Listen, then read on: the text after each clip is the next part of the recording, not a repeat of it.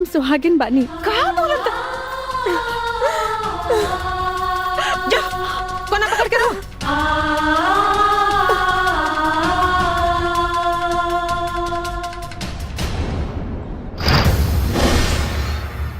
चल चल निकल चल। आज तोर सारा घमंड चूर चूर हो गई। अरे तोरा लाख सरपले के बाद भी भगवान हमार मुंह उजियार के देना। हार हलबाई खानदान का वारिस तोरा अरमान पर पानी फेरे खातिर। खाली अरमाने पे पानी फेरे ना माँ जी, एकरा छाती पे किल्ला गाड़े खातिर। हे माई मुंह तो देख, बुझाता कि विपत पड़ल बा। विपत तो पड़बे न करी बिटिया। अरे एकर हार जवन हो गई और हमार जीत जवन हो गई। अरे माई बहन लोग हमार मुंह का देखता नहीं है। अरे वह कर जीवनी है जो दिन रात हमरा पतो के ताना मारत रहे। थूका एकरे मुंह पे। भाई क्या करता तू? अरे वाह, आज माई के बात पर तो तोहरा मुंह से बोली निकल गई। अजय ई माई की इज्जत उतारत रहे, तहिया मुंह में दही जामल रहे। देखा तू लोग ठीक नहीं करत लोग। अरे तू लोग का पता नहीं कि ए माँ जी देखत का बानी, ली लगाई करे खाई करा के।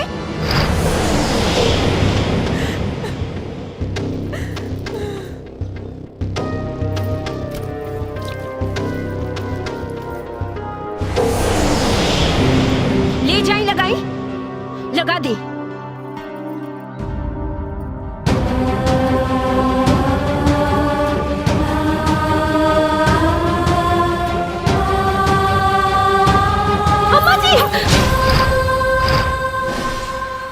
करे तानी रवा जिनका मुंह में करी का पोतल चाहतानी, आज उनकरा चलते राउर मुंह जियार भइल बा। अम्मा जी एकरा चलते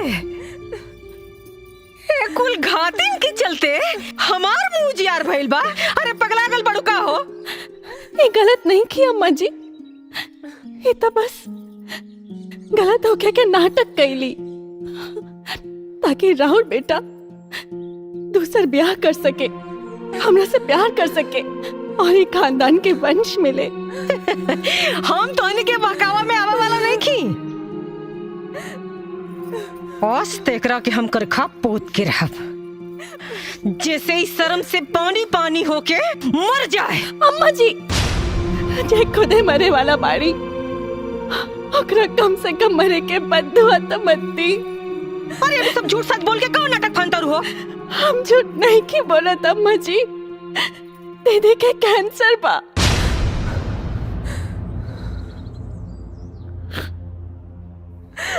काका कैंसर? हाँ माई, और अभी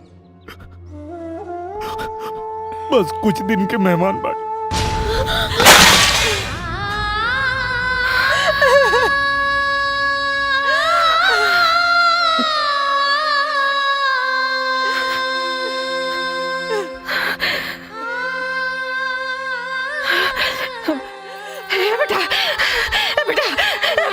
अरे तू ये खड़ा खड़ा मुंह का तकता रहे। अरे अकेले जो डॉक्टर के यहाँ दिखा, हम अपन घर बेच दे, सारा संपत्ति बेच दे, अरे कुल जमीन जायदाद ठोक दे। बेटा वकील के बचाला, हमरा बिटिया के बचा ले बेटा, हमरा बिटिया के बचा।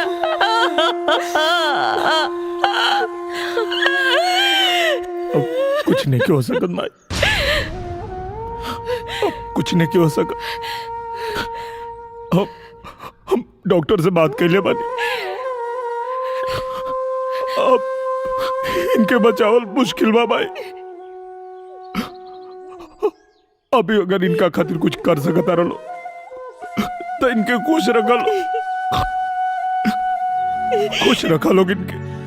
आपने कबो बनाया लगे ऐसन समय के खेला साथ में देवी जिंदगी लगे अकेला जिंदगी लगे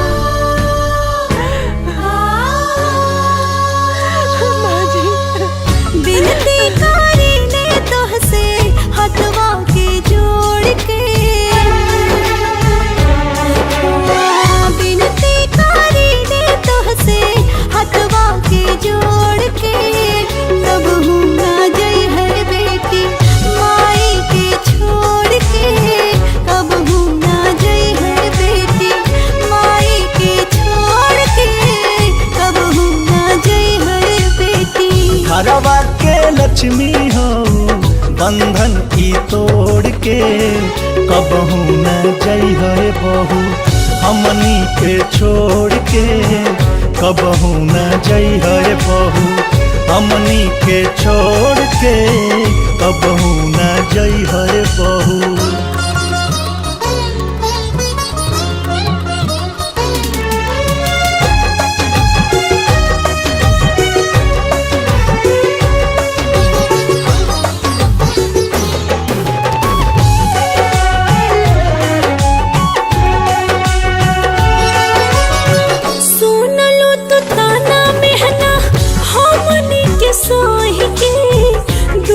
नहीं बटलू दीदी के हुसे कोही के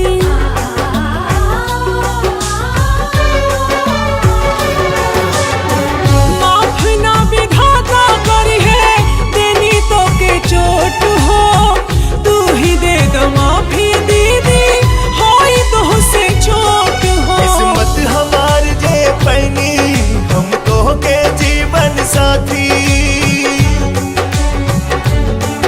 किस्मत हमार जे पैनी हमको के जीवन साथी हमनी के जोड़ी ऐसे जैसे की दिया सकवाती